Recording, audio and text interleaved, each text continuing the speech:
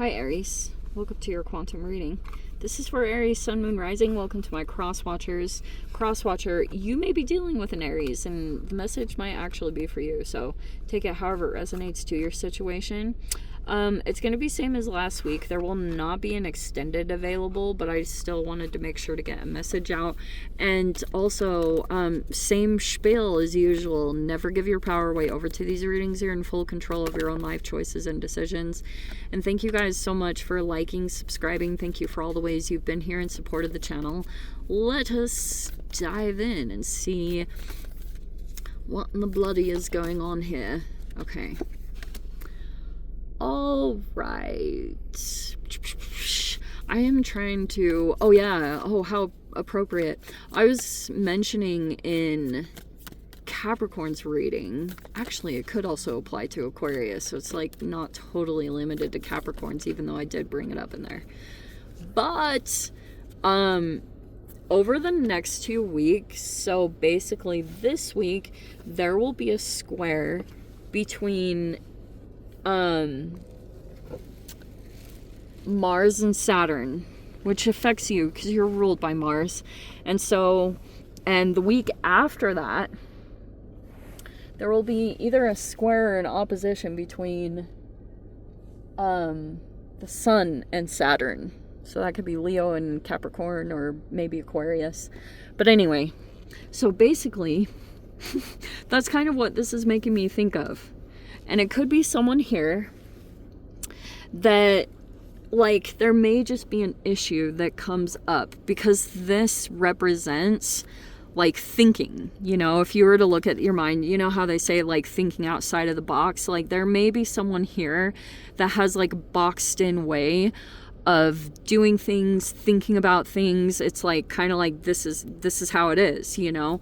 But it might not be either something that someone else agrees with. That may be the foundation of some issues that arise over the next 2 weeks between you and some of the people that you're dealing with. So it's just like important. We'll get into the details of what that could talk about, but we have the lover here. Either there's been a separation in some kind of partnership, or that maybe it has been a full-on breakup for some, but this could also just be talking about issues.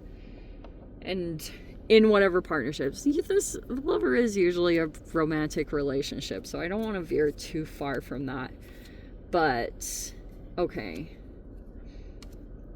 We have the storm here on the side. Oh. Is that a part of the issue? Where's my... Where are my cards? Where did I put them? Hold on. Pause, hold on. So, okay, I finally found them.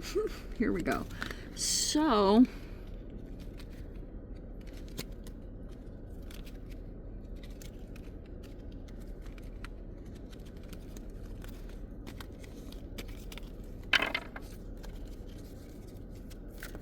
all right, here we go.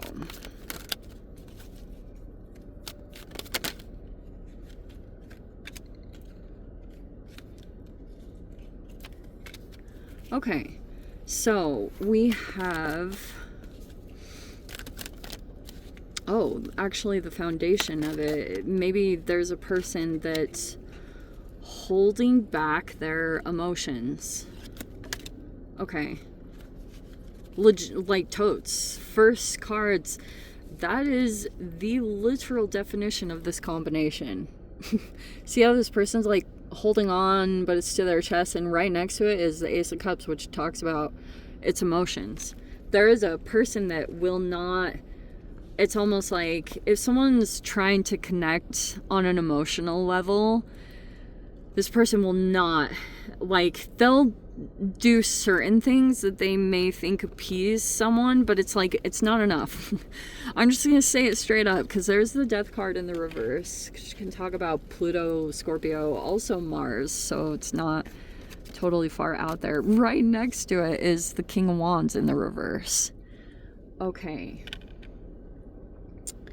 There has been stuff like that popping up astrology-wise, but anyway, here we go. Okay, The Tower is in the reverse right in the center. And it's almost like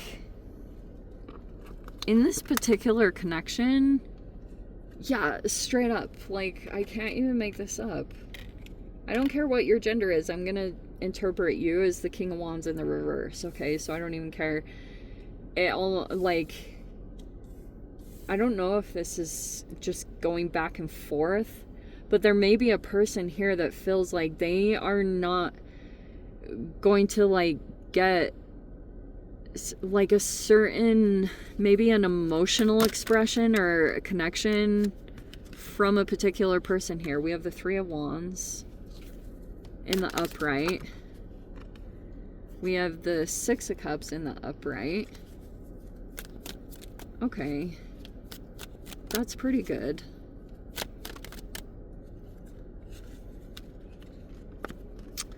Okay, there's the Knight of Pentacles in the reverse, which is the blockage. There's the King of Cups in the upright next to the Eight of Pentacles in the reverse.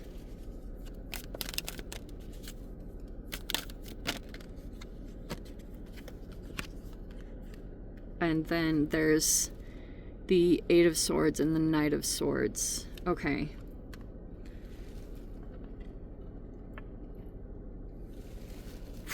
Yeah, this is like a really interesting dynamic. Okay, so yeah, that's the main thing here, is there's just like something that there's these two people that feel like they can't get past this blockage, this restriction. Like maybe there's a person here that just doesn't open up or won't, or I don't know. It takes some, like, nobody is perfect at that stuff. Some people, it just comes naturally to some, and that's great. But for other people, when it doesn't come naturally to you, it's like sometimes you really do have to go out there and treat it like a new skill that you're learning. Like if you're still learning how to like connect emotionally, you have to read some books, or you have to take a class, or you have to go to freaking a professional.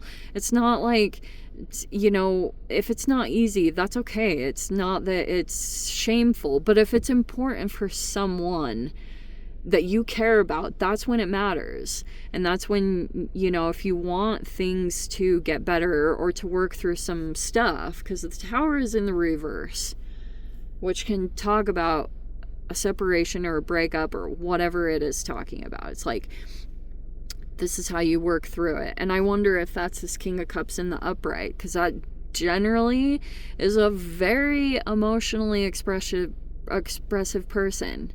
Some people can be really uncomfortable to be around that person, because especially if it's a male and they're totally comfortable like crying, and you know, like they're not like overly emotional, but they're totally cool if they like are seen crying or stuff, which is like, whoa, taboo for other peeps that don't know that.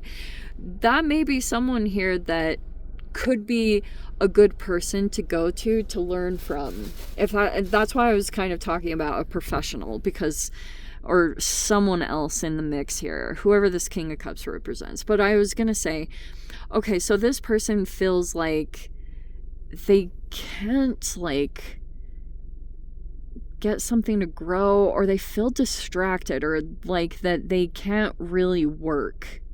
They've been thinking about that. Well, I don't know why that matters.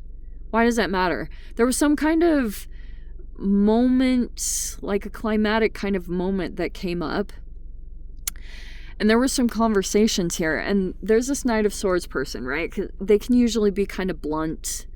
All right, but this person could be dealing with some conflict right now, and they may feel kind of mentally trapped by the situation, even though they could actually be able to get out. There is a way out presenting itself, but this person's like trying to confront some other situation. And so, okay, so there was this interaction that took place, and there was this person that was really like, they are super straightforward, like seriously, almost uncomfortably. And like they're very direct, sometimes even blunt, and they could have said something, and the only thing that this person is thinking about is that is they keep looking back to the past or thinking about